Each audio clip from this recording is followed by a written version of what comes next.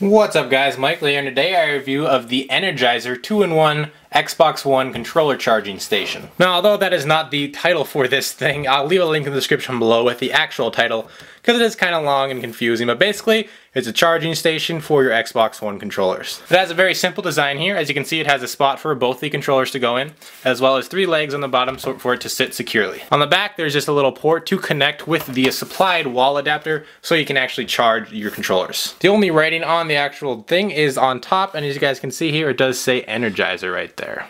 Like I said before, this does retail for about $25 on Amazon. If you guys are interested, I'll leave a link in the description below if at any time in this video you want to pick it up, or you can check the current pricing and availability. But as of it stands right now, as of this review, it's about $25. Obviously, it's very easy to put the actual controllers into this itself. All you're going to want to do is pretty much just slide it in there and it's going to sit just fine. One problem I did have was sometimes you do have to connect. As you guys can see here, it does include 2 adapters for you guys to put in right there. So these are the actual battery packs, and it has these little prongs right here.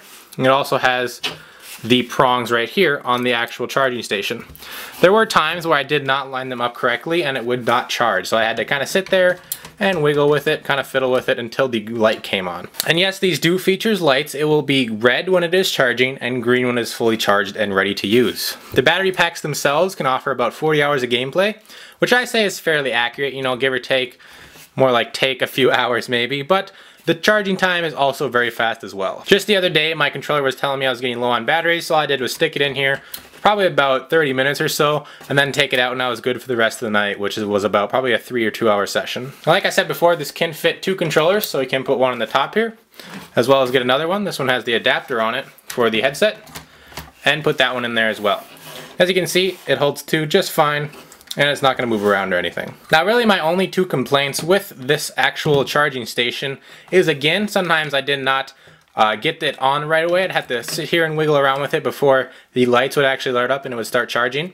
And then my second complaint is that these lights are very, very bright. In fact, they were so bright that I actually had to hide this thing so that when I was playing Xbox, especially in the dark, I would not see it because it would annoy my eyes and it would just be so bright. So they're very bright LEDs.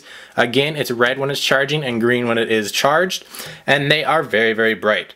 But other than that, that's really my only 2 complaints. And if you're looking for a charging dock that kind of has this style for $25, I probably would not have a problem recommending it. If you're like me though, just be warned that you might want to find a little spot in a cupboard or something to hide these away so that the lights aren't so bright when it's charging. If you only have 1 controller, it won't be that big a deal because when you're not playing, you can go ahead and stick it in there and the light will turn on, and then when you are playing, you can take it off and the light will shut off and then there'll be no lights at all. But in my case, I had both controllers in there, so when I took 1 controller off, 1 light would still be on. It would just annoy my eyes. But other than those 2 complaints, this is a very good charging station, and if you're looking to charge your controllers without having to replace the batteries, you might want to consider this one. So other than that, I'll see you guys in my next video. Thanks for watching, and I hope you guys have a great day.